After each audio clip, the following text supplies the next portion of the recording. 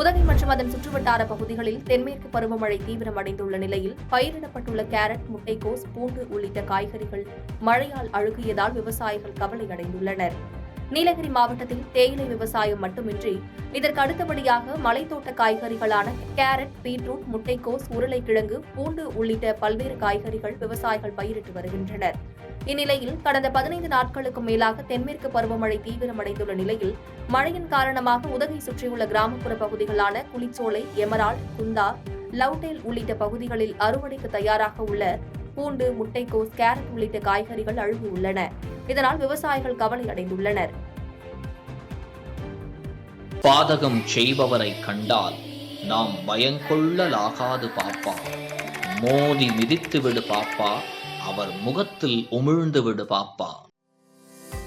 அண்மை செய்திகளை உடனுக்குடன் தெரிந்து கொள்ள இணைந்திருங்கள் இயம்நாடு தொலைக்காட்சியுடன்.